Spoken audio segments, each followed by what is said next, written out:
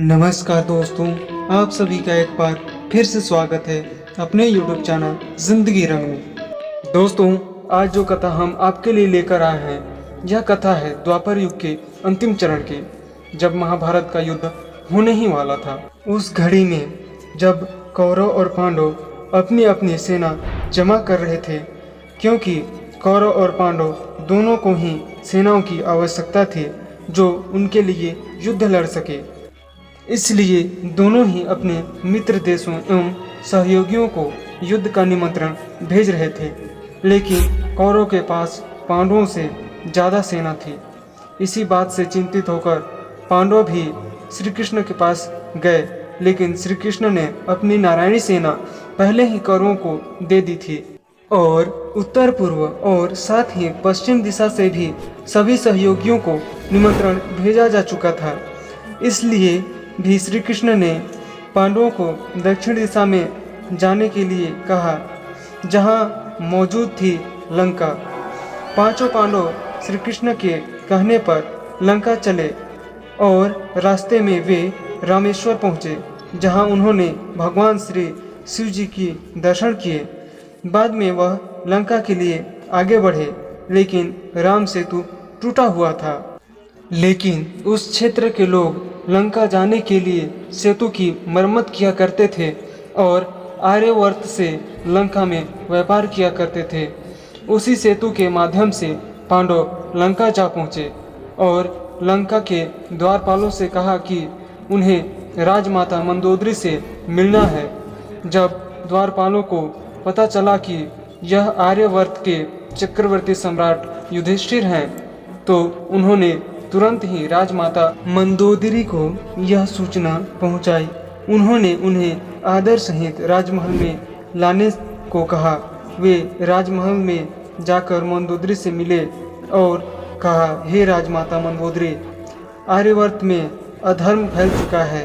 हम धर्म युद्ध करने जा रहे हैं, उसमें आपकी सहायता हेतु हम आपके पास आए हैं।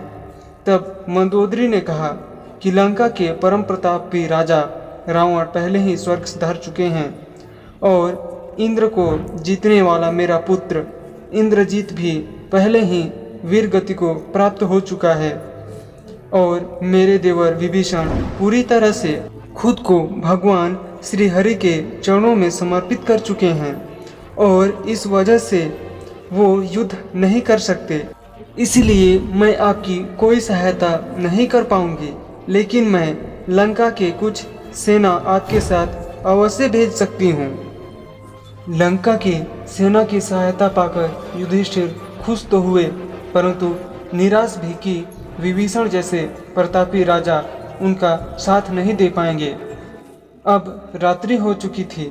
ऐसे में सभी पांडवों ने लंका में ही निवास किया और सुबह होते ही मंदोदरी ने सभी से कहा कि आप स्नान करके आ जाइए और साथ में यह आश्वासन भी दिया कि आपके स्नान करके लौटने से पहले सेना एवं आप लोगों के लिए भोजन तैयार होगा। सभी पांडव स्नान करने के लिए राजमहल से बाहर आए और स्नान करने के लिए एक सरोवर का तलाश करने लगे।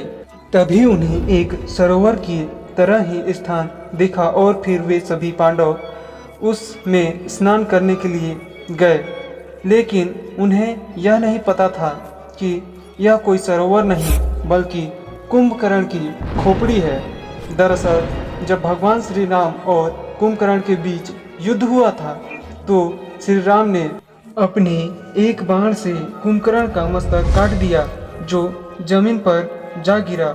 वो इतना विशाल था कि किसी का सामर्थ्य उसे उठाने की नहीं थी और ऐसे ही एक युग बीत चुका था, जिसके कारण उसमें पानी भर गया था, क्योंकि रावण, कुंभकर्ण और विभीषण का जन्म सतयुग के अंत में और त्रेता युग के प्रारंभ में हुआ था, जबकि पांचों पांडवों और श्री कृष्ण का जन्म द्वापर युग में हुआ था।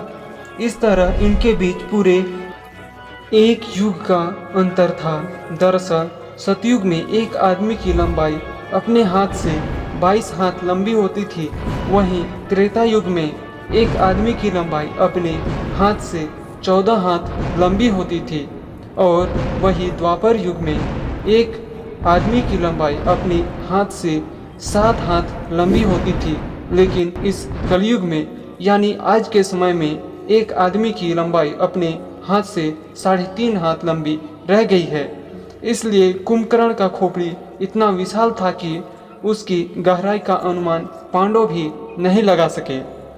उसे सरोवर जानकर धर्मराज युधिष्ठिर के साथ उनके सभी भाई भी उतरते ही डूबने लगे।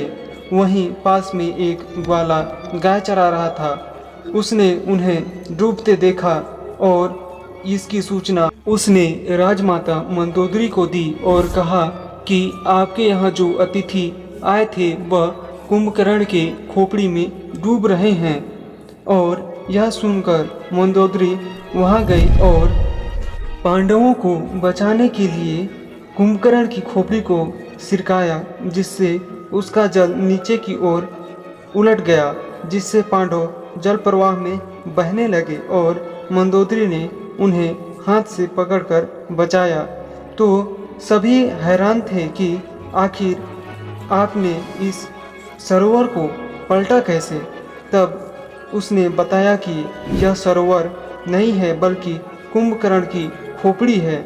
इस तरह उसने बताया कि तुम इस युग के बालक हो, तुम तो मेरे पति रावण की उंगली के बराबर भी नहीं हो, लेकिन तुम धर्म के लिए युद्ध कर रहे हो तो जीत निश्चित ही तुम्हारी ही होगी, चाहे तुम्हारी सेना छोटी हो या बड़ी हो। इस प्रकार मंदोदरी से पांडवों को एक खास शिक्षा मिली। और वहीं एक कथा में यह भी वर्णन मिलता है कि मंदोदरी ने भीम के अहंकार को तोड़ने के लिए ऐसा किया और उन्हें उस सरोवर में स्नान करने के लिए भेजा था। और जब वह स्नान करने समय डूबने लगे तब उन्होंने मंदोदरी से सहायता मांगी। तब मंदोदरी ने उन 5 पांडवों को बचाया था। तो दोस्तों, कैसी लगी यह कहानी? उम्मीद करता हूँ कि यह कहानी आपको ज़रूर पसंद आई होगी। तो मिलते हैं आपसे फिर किसी नए वीडियो में और फिर किसी नए कहानी के साथ। तब तक के लिए जय श्री कृष्ण, जय श्री राधे।